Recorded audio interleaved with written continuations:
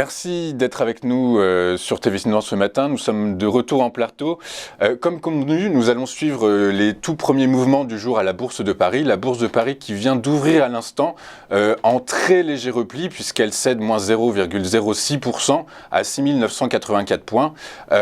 Pour faire le point sur cette ouverture, j'ai le plaisir d'accueillir Antoine Quesada. Antoine qui est formateur et coach chez AQTS.fr. Vous êtes avec nous pour partager donc vos analyses dans ce live matinal. Bonjour Antoine. Bonjour Louis-Antoine. Merci d'être avec nous pour ce chrono-CAC. Que vous inspirent ces premiers échanges à la Bourse de Paris ? Ces premiers échanges, ils sont dans la continuité de ce que fait le CAC déjà depuis plus d'une semaine, voire même deux. Comme vous le savez, ou peut-être pas encore, je suis plutôt très graphique pour mes analyses. Et là, vous voyez, on est repassé à peine dans le vert. Enfin, on est dans les mêmes cours qu'hier en clôture, 6 988 plus 0,01.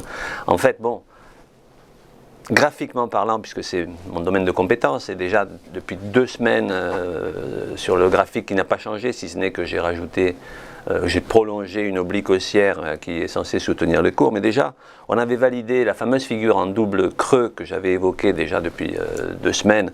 On avait validé donc la cassure de la ligne de coût, la ligne de coût étant ici la résistance qui était à 6718 points, donc la ligne horizontale en rouge, et dont la clôture au-dessus validait cette figure-là. Et donc ça s'était déjà fait le 22 octobre, donc il y a exactement 2 semaines. Et depuis, le CAC ne fait que monter, et en franchissant les uns après les autres les différents paliers de Fibonacci, puisque Fibonacci c'est quoi ? C'est un mathématicien italien, mais l'intérêt aujourd'hui dans l'utilisation de cet outil, c'est qu'on peut tronçonner une tendance en différents paliers, donc en pourcentage de hausse ou de baisse. Là, en l'occurrence, cette figure en double creux donnait un objectif théorique, c'est-à-dire si on prend les 100% de retracement, l'objectif théorique, si on fait les 100%, est à 7044 points. Je l'avais déjà donc évoqué la semaine dernière, et donc il était très probable, en tout cas, que l'on atteigne au moins la moitié de cet objectif, puisqu'on n'est jamais certain qu'on fera les 100% d'un objectif théorique d'une figure. Et donc, les 50%, c'était 6881. Et les 61,8 qui sont souvent, et je l'ai dit à maintes reprises, et ça, parce que ça se vérifie en fait, elles sont souvent une résistance assez difficile à franchir, donc les 6919, on les a franchis ces 2 niveaux allègrement dans le courant de la semaine, déjà lundi et mardi dernier. C'est-à-dire que, même pas peur si j'ose dire, le CAC fait fi de ces paliers qui sont généralement des lieux de prise de bénéfices. Donc on assiste à quoi ? Effectivement, on assiste à cette remontée presque inexorable, puisqu'on est dans la continuation de ce qui se passe déjà depuis 2 semaines. Et donc on a franchi allègrement donc, ce 61,8, et en général, je dis en général parce qu'encore une fois, c'est pas une certitude, mais c'est une affaire de probabilité, puisque tout n'est qu'affaire de probabilité. Il n'y a pas de science exacte.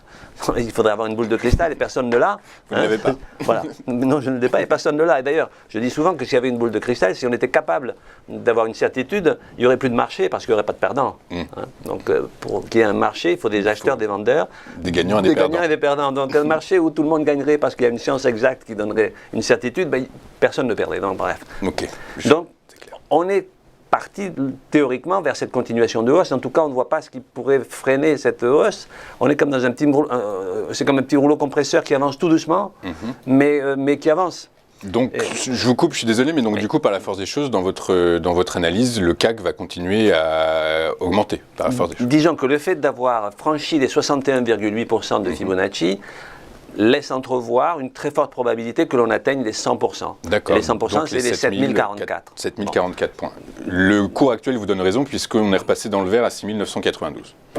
Oui, non, mais ça, ce n'est pas significatif. Puisque, quand même. Effectivement, mais dans un quart d'heure, on pourra peut-être être légèrement négatif. Tort, donc, en tout cas, ce n'est pas pour aujourd'hui, les 100%, mais sur les jours qui viennent. C'est probable. En tout cas, rien ne semble arrêter le CAC, puisque les plus récalcitrants à entrer dans un marché qui ne permettait pas, d'ailleurs, pour prendre le train en marche, je le dis souvent, il faut que le train s'arrête un petit peu. En tout cas, qu'il y ait des retracements. C'est-à-dire que le marché revienne un petit peu en arrière. Une sorte de pause, en quelque sorte. Oui, une sorte de pause, voire même un léger recul qui n'invalide pas une tendance, mais qui permet de rentrer à un meilleur prix, en tout cas plus bas, pour... là, qu'est-ce qui se C'est passe quand vous voyez que inexorable, le train ne s'arrête pas? Alors qu'est-ce que vous faites? Vous voyez bien qu'il s'en va. Alors, soit vous attendez qu'il s'arrête, mais il ne s'arrête pas. Donc, que font les gens en ce moment? Ils sont en train de prendre le train en marche. En fait, de rentrer dans le train en se disant, bon, mais...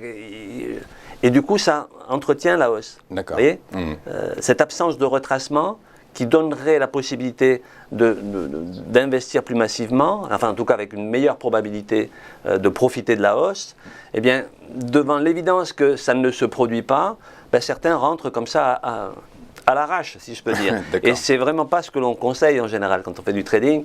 On attend des retracements, enfin déjà il faut avoir une méthode construite, hein. Et là ça n'est pas le cas. Donc, difficile de voir autre chose que cette petite continuation de hausse. Alors, aujourd'hui ou dans les jours qui viennent, on peut très bien avoir un petit retracement. Mais pour le moment, on n'a aucun élément qui permette de dire la hausse s'arrête. En tout cas, il ne faut pas vendre à découvert ou shorter un marché qui est dans une tendance haussière.